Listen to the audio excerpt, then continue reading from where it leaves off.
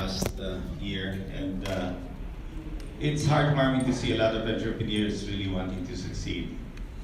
The basic program that we have done is to focus really on mentorship.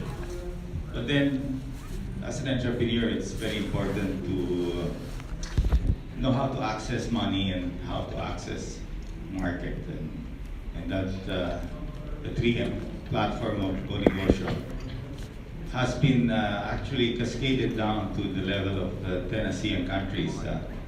The Competitive Mentoring Program actually has been elevated under the ASEAN platform for bringing inclusivity to the 10 other ASEAN countries, and it's been met with a lot of praises that the program is effective, and we have proposed it to the other ministers and trade secretaries in the 9 other countries that they adopt the same program, which we call now the ASEAN Mentorship for Entrepreneurship Network, which is called AMEN.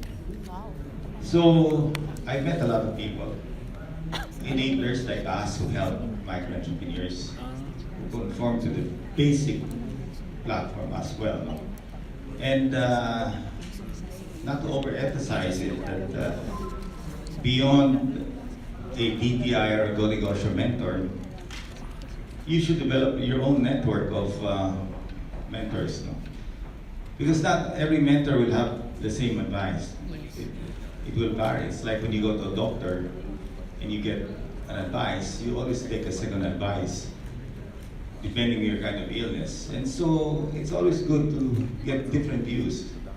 And not all mentors share the same views, the same strategy. And that's why we offer an array of mentors. So as you move along your business, I think it's important that you build even your own peers here. I mean, fellow entrepreneurs in this room can share their own experiences on their challenges and how they overcome these challenges. So it's important to get to know all your fellow mentees here. And like in the business community where we belong, the medium and large, the same thing is present to different associations, different organizations, and that is a form of mentorship. And of course, reading, learning through the different websites out there on how your business model can improve. Now, this money and market encounter was conceived because I felt that there is a platform that many people can benefit from. I mean, I know we're all in what we call today is a brick and mortar business. Most of your businesses here are brick and mortar business, or what we call offline. But there's a growing area now that is basically online. Maybe some of you are already in online, whereby you can enhance your reach, especially in the market, and how to be able to access a wider market, whether you're in a platform of Instagram, Facebook, Shopee, Lazada, etc. There are a number of market apps out there that will actually enhance your business, no, to be able to reach. When you hear people calling about the fourth industrial revolution, which is what they call the fourth IR. So I came from Thailand, which they hosted the ASEAN. Their theme is the fourth IR, which is basically the fourth industrial revolution. That in the Philippines, when we hosted the ASEAN, our theme was creating prosperity for all. Both come hand in hand because the fourth IR, there are many areas there, robotics, AI, etc. But the most important in the fourth industrial revolution is what we call digitalization. This is the platforms that are really changing the landscape. If you look at it in America, most of the big department stores are being disrupted. They're slowly disappearing. Many of them, Toys R Us, Payless, etc. Large department stores are being disrupted and will continue to be disrupted. And that is going to follow through the rest of the world, and that's going to happen even in the Philippines. Maybe the Philippines will be a little bit slower. But it will happen. It will happen, and you can see it. I mean, the all sales day of both Lazada and Shopee. Basically, they don't make money. They lose money. They lose billions of pesos every year. Both Lazada and Shopee, because what they're trying to do is get people to shift on offline, the way we sell, the way we sell our products, our services to online. Angkas Grab is a form of online that is basically on transport. So the younger generation, your children who are maybe good in math or good in coding, will eventually develop business models that are on what I call the digital platform or online. So my business model is basically an offline business model. We make ice cream, we make air conditioning, and all of that. But the new business today, which is this young generation, is actually moving towards what we call a digitalization era. And that actually will give a lot of people an opportunity to access market, to access money, to fintech. If you look at China, China today is basically cashless. The challenge of Filipinos is that we are not cashless. We don't even have, the credit card penetration is very poor and very low. So the access to lending is affected, because how would the banks, the MFIs, the rural banks, be able to lend people like you if you don't have data, credit history, a relationship? So in America, they started with the credit card. Almost every human being in America has a credit card. So they're able to track how is his paying habit.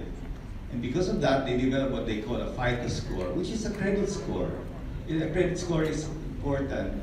Like in our business today, what we run, we have a credit score with the banks because we borrow money from them so they can see how we pay, and so they can continually lend us. So we're pushing government, the private sector is pushing hard to eventually move more people to use this, what we call fintech platforms, no? Which is basically, if you look at it, Paymaya, GCash, that's the start of developing a data for yourself. No? So even if you join these platforms like Shopee, Lazada, etc., eventually you will be able to understand that you will be able to be seen as entrepreneurs. And that's important. I mean, I started basically in the underground economy, just starting a small business way back then. My kids also have a business today. They start basically, very informal sector. And that's fine for a while, but eventually as you grow, you have to join the formal sector. And that's important. So this is one of the reasons why we are doing this event, for you to get to know the digital platforms that may be relevant to and help you in your businesses. For example, Grab is going to set up super kitchens. What are super kitchens? Basically, if you have a carinderia that is really good, but very hard to put up a restaurant in a shopping center or a strip mall or whatever today, because the cost of rent is high. This allows people to join the super kitchen and be able to produce their products in the super kitchen, and Grab will market and deliver the food to the different, because food deliveries is really growing today. And that allows the entrepreneur the chance to test his concept. I know a lot of people who use Shopee basically to test the concept, start selling the product before really putting it in a store or even in a department store. So they try their ideas in these online platforms, which are not very difficult to join. So we want to make all of you familiar with what we call digitalization, even to the extent of how do you borrow money in different platforms. Because down the road, the banks will get smaller. No? The branches are getting smaller, and we are seeing that it will disappear maybe 10, 15 years from today. I mean, basically the telephone will be able to do everything. I mean, through different apps out there, you'll be able to access credit, and that's happening all over the world today. the Philippines is trying to catch up. People said, oh, how did China do it? China, Chinese, they always pay in cash. But for China to convert the whole, ecosystem into a cashless society, even beggars are getting paid through basically the e-wallet. It's remarkable. Of course, China can really be,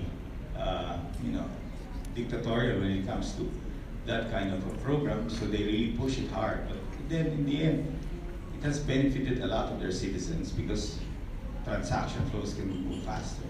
And that's what we want to do here now, to try to introduce these platforms to you guys so that you can look at it.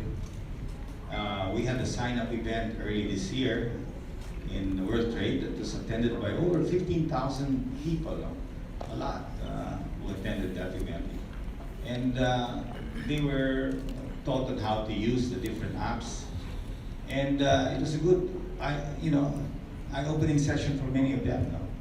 And we will do more of that because what we've done is we created all the digital players to come together and to promote this effort. Because I believe that the online is going to really benefit many of our poor people in the Philippines. It's a game changer because you now can see somebody with a skill being able to drive a car or a motorcycle earning anywhere between 30 to 60, 70,000 pesos a month. And people who have merchandise or services can either join the WIN, Xenia, massage services, plumbing, etc. They can now reach the consumer or the user directly through these platforms. And the same thing with products, Shopee, Lazada, Zalora, Carousel, etc. The same thing, offering the products. And you don't even need these platforms. You can also use Instagram, Facebook, etc. No? But you have to know it. You have to know how to market your products online. And I'm sure many of you in this room are already doing it. And if not, we should try to encourage all of you to look into this thing, these other areas too, that you can reach more of your market. So next year, Negosyo celebrates its 15th year. We've been doing this for the last 15 years and helping micro and small entrepreneurs. So it's not just during this administration that we've been helping people like yourself. We've been doing it for a long time. Mon Lopez has been with me for a long time, and we've been working at this. And so far, the DTI programs are aligned with what I think would work in helping micro and small entrepreneurs. And we'd like to see more people like you really go to the program. Eventually, this program will be moved into an online platform. MentorMe app will contain this. Singapore Polytechnic, which is now brought in by a new group called Acad Asia, will be bringing an e-learning entrepreneurship program with us so that we can now offer this to the different schools and universities to teach the young kids on entrepreneurship online. So there'll be an offline component. When I say offline component is like what we're doing now. I meet you face to face. But maybe at that time it'll be a face to face through your phone. So why are we going to move in that direction? Is because we will have, hopefully with the third telco and with PLDT and Globe ramping up, interconnectivity will improve. So then it will be easier for you to access a mentor to your phone. The MentorMe app is out there already. We're now trying to get more traction. We're trying to get more mentors in to mentor people like you. So you don't need to wait for an event like this to be mentored. We want mentorship to be easily accessible. Sometimes, like in our corporation, if I have a problem, I call one of my executives because we pay them. So we have the ability to access these mentors. The challenges in businesses like yours is the scale of your business cannot afford to have a mentor for accounting, HR, etc., because that is going to cost you a lot. So the access to this mentorship, whether different skills, is important for you to be able to scale up your business. And if you're going to wait for an event, for a KKV sponsored by DTI Go Negosyo, it might take you a long time and your answer to your problem will not be answered, and then your business falters. So try to look at the MentorMe app. Let us know if there are any problems with it. If the kind of mentor that you need please give feedback to Eugene here. So we're developing that Mentor Me app. So next year, since it's the 15th year, we're wrapping up. Negosyo will have Women 2020, which is a big event for all women entrepreneurs. We're bringing about 15 speakers from all over the world to share their knowledge, their inspiration, and etc. There'll be a lot of more events with DTI. As president, I was telling Mon Lopez that we have basically 2.5 years to go. We'd really like to create a major impact in the lives of many of our micro and small entrepreneurs. And the only way I can see, and the fastest way that we can really help you, is really using another platform. I'm not saying stop doing what you're doing. I'm saying complement it with all online platforms that will enhance your business. And I've seen it because many are doing it already. Many, in fact, start online first before going offline. But since you're on offline, brick and mortar, whether if it does apply to you, then do it. But if it doesn't apply to you, then it's fine. Some businesses, the online platforms will not work. Some businesses, it will work. It's as you go through these different speakers that will talk to you later on, they'll explain to you. Now, what's the future of the Philippines? You can see that the rest of the world is being challenged with China and U.S. trade war, but the Philippines somehow is insulated. There's a lot of great opportunities still here, and you can see that our growth is really up, moving towards the 6% plus. The infrastructure projects of the government, maybe some are delayed, but it's happening. Hopefully by next year or early next year, the SLEX-NLEX connector will happen. That's a big impact. That to me will signal a huge change when we are able to get people from the south to travel to the north very quickly without having to go to EDSA. So a lot of things are being done by this administration, but still there are a lot of challenges. And to me, one of the biggest challenges is, well, there is a lot of money in the system. Not many people can borrow because the banks and the conduit banks are not able to lend because they want to make sure that they get paid. So how do we do that transformation so that the banks and the MFIs, etc., will have a better visibility of people who are able to pay?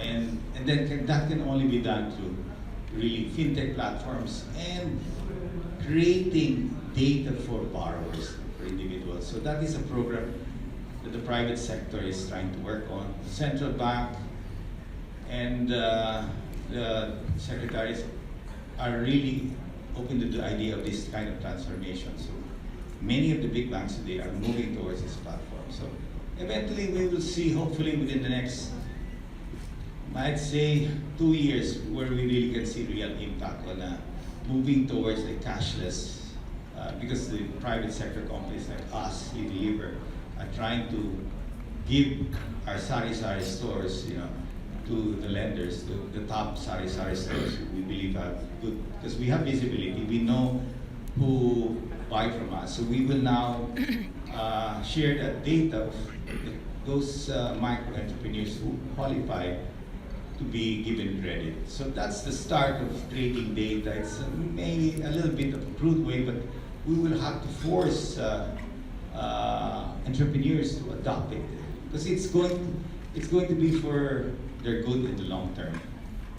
I know many people like to pay cash because they don't want to be traced or they don't want to pay tax, but eventually this whole system will allow greater transparency, and transparency allows people to be visible and to be able to borrow money, because in the end of the day, I mean, you guys, if you have to grow your business, you either get equity or you get somebody to lend you money, because you will not be able to grow without funding. Now, if you're doing a lot and doing great and your cash flow is great, then there's no need to borrow money. No? But many people out there would need an initial capital, whether equity or they have to borrow. So this is important, and this is always the problem of an entrepreneur that he can grow because he has no money. Okay, that's a common problem. On top of our FDA issues, that's another problem. But life is like that. There's a lot of problems, and even us, even if we are where we are today, I mean, we confront these problems endlessly. And maybe we have an advantage because we have access to mentors or people who can help facilitate the process faster. And this is where we want to cover the gap by providing you these mentors. We're close to 1,000 mentors already, and that's good because many from the private sector are paying back and offering their time to give advice to many people like you. So maybe before I continue, why don't we just entertain a couple of questions and open? So I want to find out how you guys are doing, and if you have any questions, or maybe we can have a mini mentor session here. Okay. So again, we have identified na po several mentees or graduates nga na we would just like to check upon them kung ano na po yung negosyo nila ever since they graduated. So first, Sir Teng, I would like to invite you po. Sir Teng, i-promote po muna natin kung ano yung negosyo natin, sir. Morning, sir. Tiga Marikina po ako. I'm in the restaurants. Okay, ano po yung pangalan ng resto nila para masuportahan po namin? I have two brands po. Dapo at Tisa, Filipino cuisine, and yung Red's Fishes Restaurant. And all of them are in Marikina po? Two in Marikina po, one in Fairview and one in Marcos Highway, Cainta. Okay, very good, sir. So, ano po nangyaring changes sa inyo pong negosyo ever since you attended and graduated the Kapatid Mentor Me program? Nung nag-KMMD, I'm opening my third store, pero yung third is yung first time ko lumabas ako ng Marikina. Yun yung nagka-struggle ako, so hopefully good news naman po, gumanda yung Quezon City branch, tapos na-improve ko yung process, ay nag-concentrate po ako doon sa process, kaya yung pagka-open o pag-expand is mas madali po. Parang Anong specialty ng restaurant mo? What Filipino restaurant? Yeah, Filipino restaurant. Both, dalawang brand po pero Filipino restaurant. Yun po, sabi, di ba, impression po natin parang saturated na yung Filipino, pero through the, sa mga mentors ko, na-identify ko po yung strength ng yung market segment na kung saan po ako. But why have two different brands? Why do you carry two different brands? Why not one brand? Kasi po nasa isang street lang po ako. So, there are 300 meters away, so para ho, parang magkaiba ng market, ginawa ko. But parehong pagkain or different? Both Filipino food, pero one is more on the seafood, one is more on the meat. So sir, congratulations sa inyo. Ano po yung mga future plans nyo, sir? Yun po, definitely expanding ko. And hopefully another brand for different market segment. But my advice, try to, if you look at the successful Filipino chains out there, they have one brand. You look at Mesa, Sarsa, a number of others out there. Because if you have too many brands and too many different variations, the challenge really there is consistency in every area now. If you're trying to attract a certain market, it could work, but going down, if you look at it, if you look at many successful restaurateurs, they develop one brand first. And it allows the operations to be a little easier kasi yung manual mo, your menu, etc. are all the same, so you have scale. Of course, if you put one beside each other, maybe it could also work if it were the same brand because the market might be very big.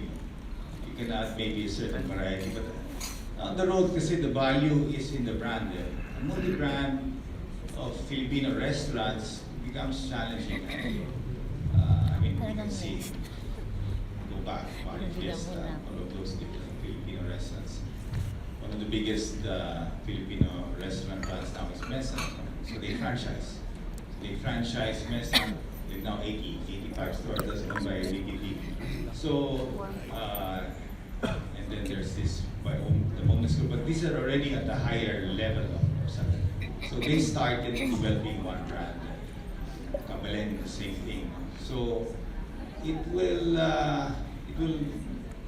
if you move and try to make 5, 6, 7 different restaurant brands, all Filipino, it has to have a bigger differentiator, let's say from a different region. But if they're close to each other, then you might want to rethink it because it makes your life simpler whereby you have focus. That's what I always tell everybody. You need to have focus and be the best. My brother owns this restaurant called Yabo. So they have 15 of that, but they focus only on Yabo, and then they have that. So there are many entrepreneurs out there with different restaurants. And most of them, or if not all, they focus on one brand per category. Filipino, Japanese, Chinese. But yours is unique. But I think if you're doing well with the two stores, then you might as well study why is the other store doing well. Do they think it's a different store, a restaurant, and that's why they go there? So I take a look at it. Because if you're going to put a third restaurant with a different brand, same Filipino, you're not going to strengthen your brand name because you're going to try to develop 3, 4, 5, 6, 7 different Filipino brands. So how do people connect? Have you been to this restaurant? Have you tried the food? So you're developing too many brands. That's my only comment. Thank you po and more blessings, Sir Ted. Next. Hello, Miss Evangeline. Tayo po kayo. Ano po yung negosyo nyo? Kamusta po? Good morning po. My business po is all about dry roasted peanuts, and recently po, nakafocus po ako sa paddy straw meaty mushroom products. So, actually po, nag-aaral po ako ng pag-grow ng paddy straw meaty mushroom. In Tagalog po, kabating saging. So, I started studying growing of that kind of mushroom since 2016. And until now, through KMME, marami pong nabago. Una-una po, na-project ko po yung business concept ko. Lahat po na-iayos ko until na-realize ko na makakatulong ito sa buong Pilipinas. So, my advocacy, I have 3 advocacies. So, first advocacy is addressing the problems of the Philippines. So, first is, ayan, so yung meron akong mention, first is addressing the problem in the country's malnutrition. So, how? So, yung mga mushrooms proceeds namin, it is a very low cost. Yung investment is very low cost. Kasi lahat ng agricultural waste natin, since Philippines as a staple food natin is food, and no one, sa ating lahat dito, mga Pilipino, kumakain tayo ng bigas. So yung agricultural waste natin, number 1 is rice. So I'm doing it, turning it into profitable income. So nakafocus ako sa mga farmers to teach them nationwide. Yun yung advocacy ko na, tulungan ko na ma-feel natin yung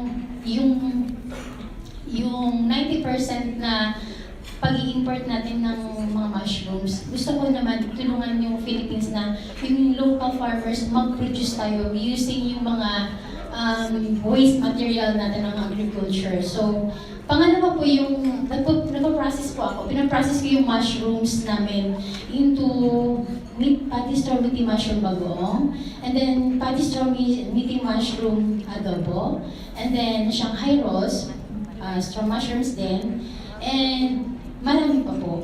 So, yun nga po, malnutrition, kasi target ko, pakainin ko yung mga kabataan natin sa Pilipinas at a very affordable price dahil very masustansya po yung mushrooms. And pangalawa pang advocacy ko, kasi na-create ko talaga yung concept ko, sir, during that Oh, because of KMA. Yes, Okay. saka yung heart ko po talaga, nandun po talaga sa Okay. agriculture side. So pangalawa po is addressing natin yung poverty, to eradicate poverty. How? Kasi farmers will earn here a lot of money here. Actually, especially mga rural areas. At saka gusto ko mas magtanim pa ng mga palay yung mga Pilipino. At saka, ayun sir, livelihood program. Kasi kailangan magtanim yung farmers. After that, may processing, kailangan ng tao. So many yung more. mushroom nyo, it's planted together with the rice, by the rice farmers. Actually po sa Laguna po kami, sir, yung farm ko po. Yeah. And- How many hectares are you already? Actually, we have 2,200 meters po and planning po, hopefully, 1 hectare po. Opo. So out of that 1 hectare, more or less, what's the sales value of the mushroom on an Ah, annual basis? Kapag binibenta po namin siya sa market, nasa 400 pesos po siya, yung fresh. Pero kapag sa market po namin, especially kapag yung mga farmers po, naturuan po namin lahat, pwede namin siyang bilhin sa farmers ng 150, directly po siya, cash to cash basis po yung farmers. So kung sabi ko nga po, yung palay ngayon nasa 10 pesos kilogram. So sabi ko, kung 10 pesos kilogram, magkano ang value ng mushroom? 1 kilo, 150 pesos. So 1 kilo, mapuproduce ko pa siya ng mas marami. So isang hectare, ilang kilos na mushroom kaya? Actually, sir, sorry po, hindi pa siya 1 hectare. Nasa 2,200. So 2,000, so divided by 4, ilan ba yan? So 2,500 square meters yan, bale. How many, Sa 1,000 square meter, sir, 1,000 square meter, meron po tayong 300 beds. Ilan daw po kilo? how many kilos is that? Kilo. Finished product.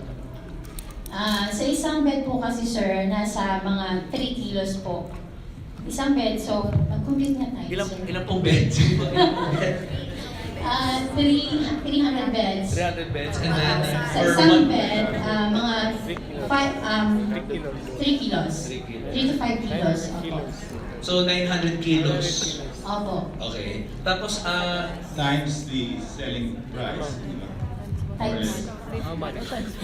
150 po. Sa ano po sa farm. 135,000 po. That's good. For about 1,000 square meters. Opo, sir. So that's pretty good. That's what you buy from the farmers, but that's what you sell to the O we market. buy from the farmer, sir. okay, so hindi pa yung gross sale. So, ibig sabihin, times 400 ang benta mo, no?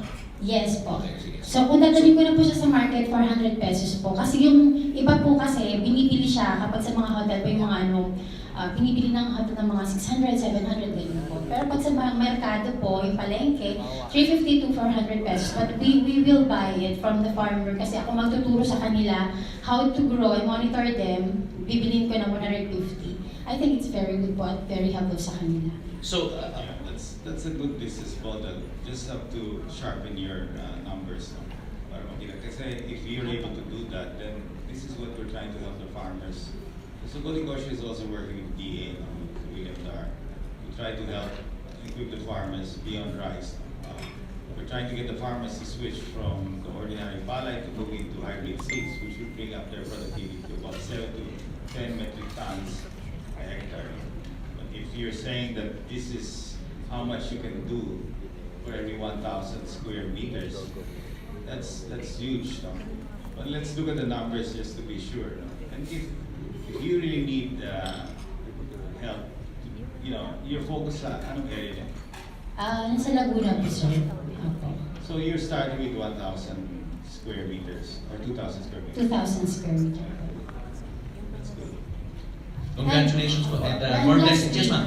And lastly, sir, actually, yung project po kasi is very good for climate action. Kasi nga po, we're promoting po yung zero waste product here. Good for, after po kasi ng taniman namin yung mga beds, magiging very good fertilizer and ibabalik po namin sa farmers for free. Ayun. Zero waste po. Kasi yung kapag nabubulok po kasi, very lack of knowledge po kasi yung mga farmers. So after ng harvest season, nilalagay lang po nila sa palayan. And then afterwards, either nilalagay sa palayan, matutubigan siya. And then afterwards, mga few weeks or months, mapuproduce na ng mga unwanted gas, such as methane, which is very harmful to our greenhouse. So what we do, there's a studies through innovations in Laguna po. Inaaral ko siya, which is British po yung may-ari, which medyo collaborate po namin. So ang ginagawa po kasi is yung lack of knowledge nga po, yun yung tinuturo namin na kukunin natin yung mga waste na yon, and then totally yung mushroom, ilalagay sa biodigester.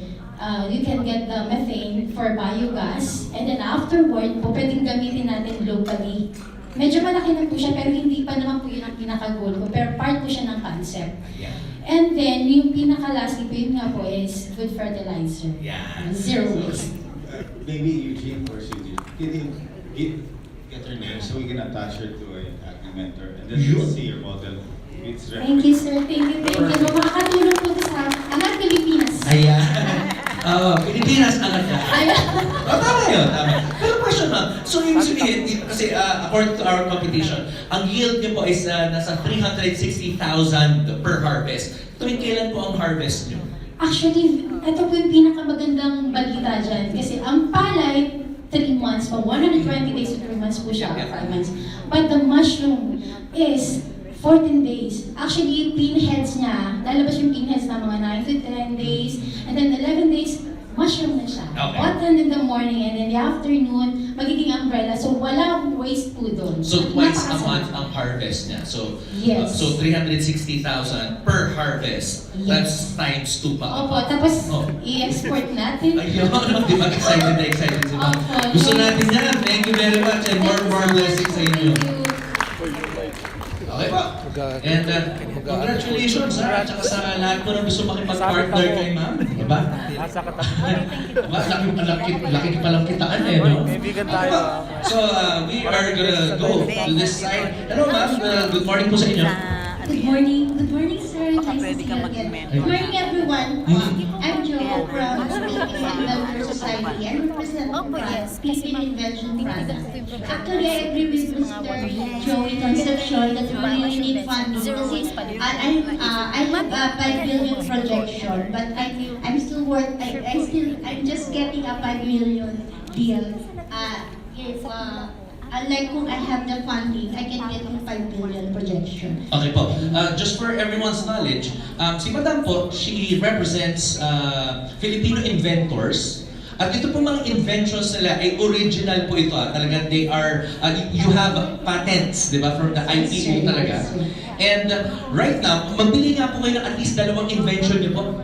So far, sir, we have yung rescue boats, unsinkable portable siya, totally will not sink and will not capsize. At the same time, yung po, rescue boat po namin, in-address niya po lahat ng limitations ng mga existing rescue boats, including yung rubber boats po. So lahat ng limitations po na we have, yung answer dun sa isang product po namin. Also, we have yung ambulance boat. And at the same time, I have exhibit so far in MOA, tumakas na po ako. So we have that yung emergency shelter. So per sir, kasi display ko lang kahapon, but I got about, for just a day, I have 100 units na parang request na for Okay po. And just to give you a brief background, I checked po her paper dun sa unsinkable boat, and it was actually approved and checked by DOST. And yung unsinkable boat niya po ay talagang hindi po siya nagka-capsize. Impossible to have it capsize. Maski uneven yung weight, yung weight niya. Yes, sir. Ngayon, ang concern ni Madam is order fulfillment. Yes, sir. Kasi I need she has orders from the government for at least 300 units, pero again, wala siyang ganun seed So, per sir, money. not just 300 units more. So that's actually the 5 billion projection is just a portion of our target markets for rescue and survival lang po. Pero there are other sides which are the hobbyists, the resource owners, and private sectors po. And there's still 1K. And so far we're selling it kind of high and we're aiming po sana to make it low.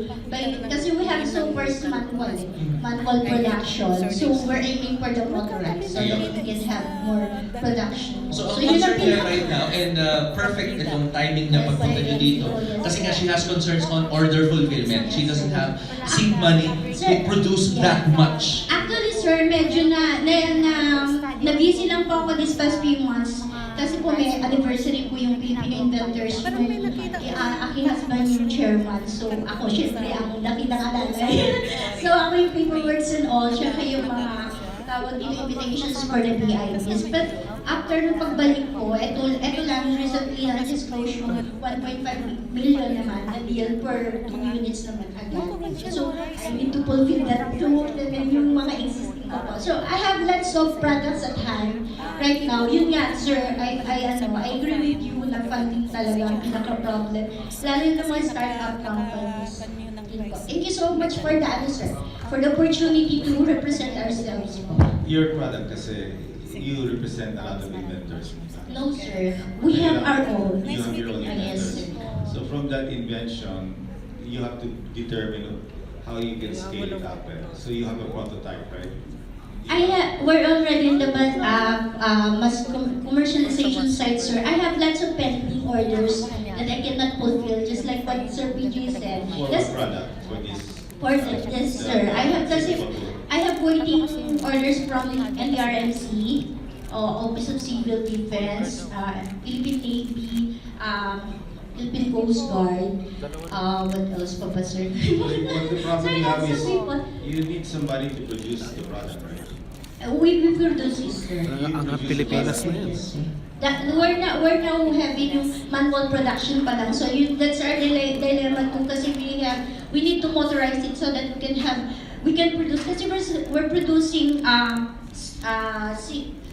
per month about 1 unit, sir. Unlike kung it's motorized, we can have 6 units per day siya. Ganun siya kabilis. What do you mean motorized? You mean Motorized production, sir. We need to Industrialized, upscale. modernized? Yeah. Modernized, mechanized production. Yes, sir, mechanized. Automated. Mechanized, sir. So we can make about 6 units per day. Unlike the 6 units we'll need to make it for 6 months time. So yun, sir. So talagang malaki is yung katulad sabi ko, sir, yung disaster. Ang advantage kasi, sir, pag invention pa, we don't need bidding.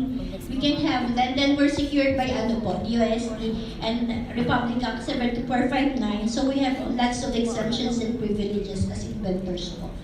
So yun. Thank you so much. Congratulations po. And Thank you, sir. again, nandito po ang mga kaibigan natin from the banks who can definitely help you out. Thank you. Congrats po. Okay, next. Okay. Hello. Ayan, can you promote to us your negosyo? Kamusta? Oh. Yes po. Ako po ay gumagawa ng tinapay, taga-Taguig po ako. Yan, represent Taguig. Anong pangalan ng negosyo mo? NC Bake Shop. NC Bake Shop. Okay. At kamusta ang yung bake shop ever since you graduated from KMME? Bonggang-bongga siya since na-mentor ako ng KMME. Maraming ideya na nagsing sa akin. Tapos yung innovation, yung patuloy na pag-create ng product katulad ngayon. So, dati kasi pangkaraniwan generic lang yung plastic ng tinapay ko. So, nag-invest ako para sa pampasko. And then yung partner ko nagsabi, mag-create ka rin ng plastic para sa birthday. Kasi everyday may nag-birthday daw. So, mas kaakit-akit siya ngayon sa mga mamimili. Ano pa ba? Ayun. Tapos, mas lumakas ang loob ko na Kasi, mas malakas ang loob ko ngayon na pwede pa nang mangutang sa bangko para para mas lumaki yung business, di ba? Of course. Kasi kung dito lang ako, ayan ganyan lang. Pag umutang, mas bobongga pala ang pinakabongga ngayon. yeah. Talaga ang Pilipinas angat lahat. Okay, very good, very inclusive. Yes, sir. We actually are in the flour milling business. So I won't na lang ask what kind of flour you use now. But you're in the right business, it's growing. Your packaging is good for Christmas because that is when everybody starts to shop. So I mean, especially for bread and all of that, it grows. How big is your bake shop? Po? How big is your bake shop? Ano po, 90 square meter lang po yung gawaan namin. Malaki ba yun? Hanggang second floor po, hanggang third floor. Pag Pasko, ginagamit po namin hanggang third floor po para at least magawa namin yung order. So, yung volume nyo, is it growing year on year? Yung malaki? Kasi nga po, dahil hindi ko po makaya na madeliveran lahat ng mga palengking dinideliveran ko, parang ganun pa rin siya. Kaya nga sabi kong ganun, kailangan ko talagang scale up, hanggang maaari, kumuha ng mas malaking gawaan. Kasi tawag doon, mas confident akong pumasok sa iba't ibang market ngayon eh. Hindi lang pang palengke, pang pang computer, ganyan, lahat, papasokin lahat. Yeah, pero when you go to a supermarket, the expiry, Apo. mas malaking returns mo. Yung branding mo dito lang, kailangan mas malaki yung NC Bake Shop. Sige po. Kailangan mas malaki yan. But how did you learn how to make bread? Lumaki po kasi ako sa bakery. Tawag doon, 6 kami magkakapatid, 4 na panadero. So, ako po kasi, hindi akalain ng tatay ko na magiging trans woman po ako. Kinakardiak po ako ng tatay ko, hindi ako sinasama sa bakery. So, yung 4 na panadero na anak ng tatay ko, ako lang po talaga yung nag-push ng pagbe-baking na sabi ko, yes. Lalo ako si tatay. Hindi ka na magiging panadera ka. Yes! Oo, diba? Kaya tuloy, yung bakery mo naging bakery. Sa true! Kinakardiak. And then talaga po kasi mahirap syempre pag yung tatay ko kasi ang niya image is macho guapito. So talagang bakery yung anak ko, hindi niya talaga ako sinasama sa bakery. Nagkataon talagang yan ang interest ko. Wala siya nagawa. Congratulations sa'yo. Yes! More and more blessings to NC Bakery. Yeah.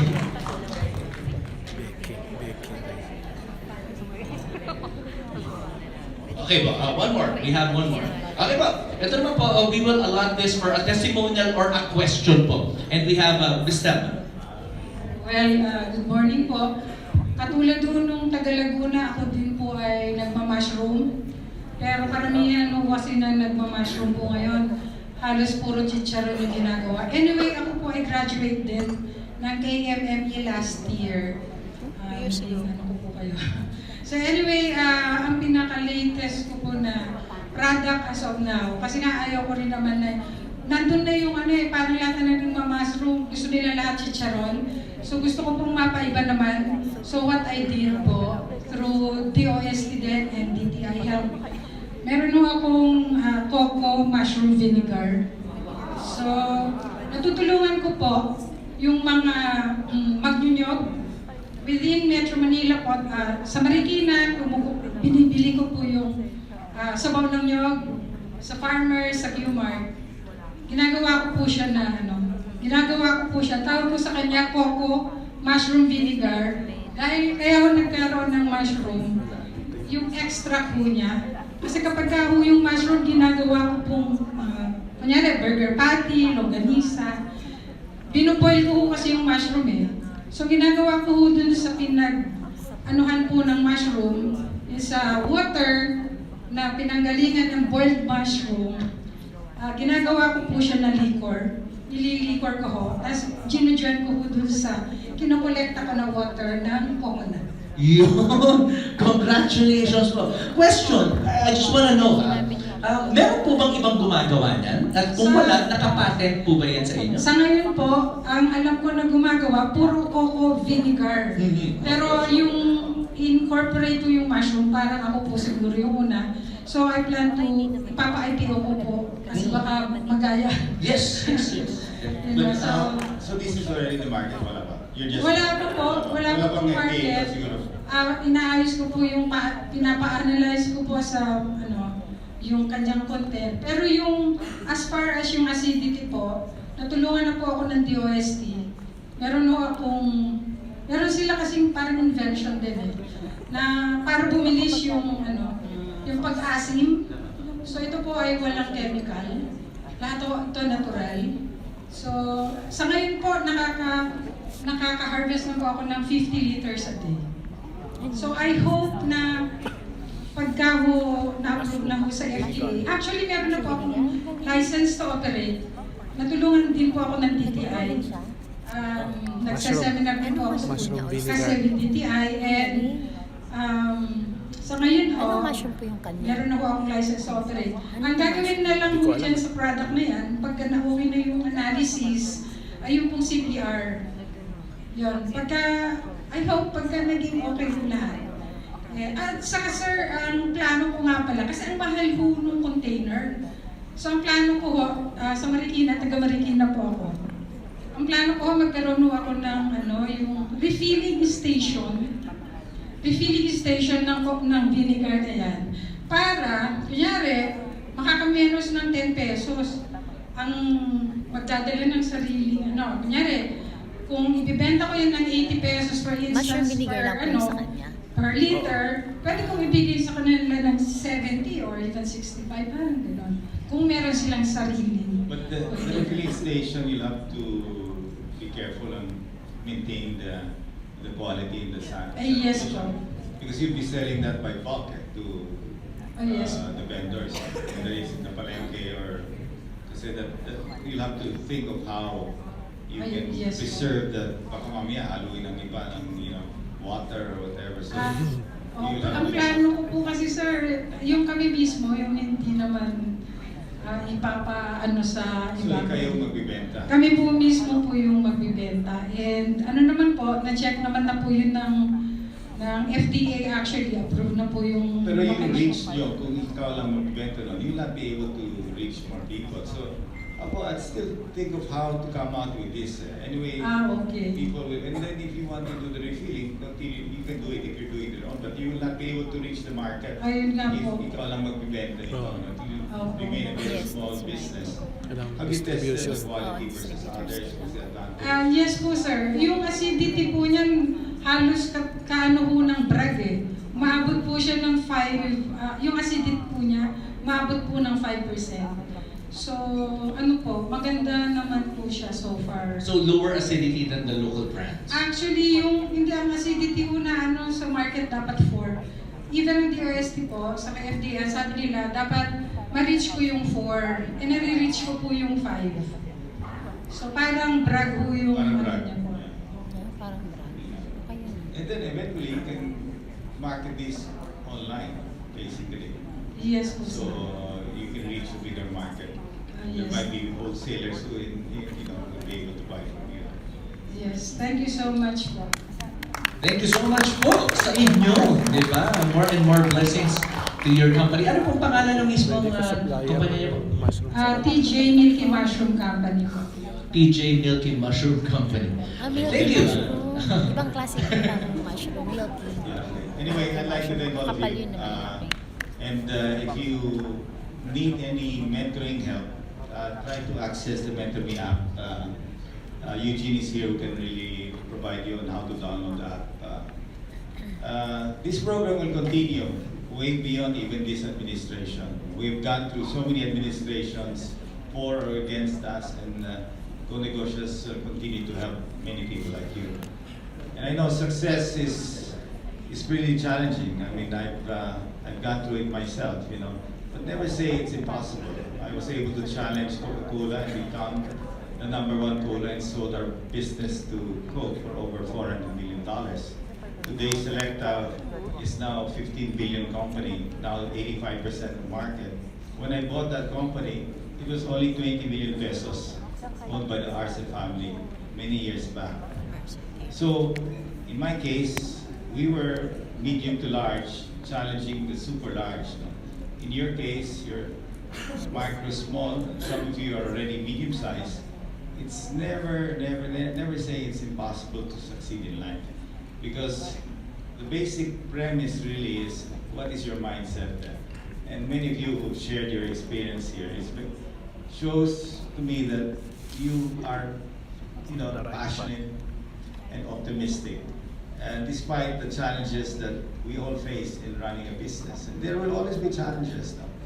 I encountered one of the biggest challenges where we had to pay a $60 billion debt, but we overcome that. So challenges will be there no matter how big, small you are.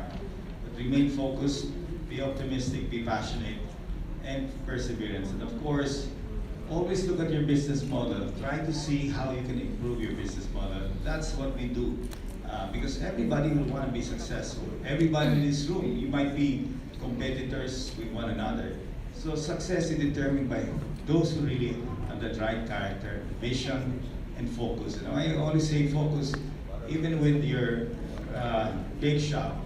If you're the best bake shop out there, people will go to you. And again, try to understand new platform on digitalization online, how it can enhance your business. Thank you. Maraming salamat po. Presidential Advisor for Entrepreneurship and Go Negosyo founder, Joey Concepcion.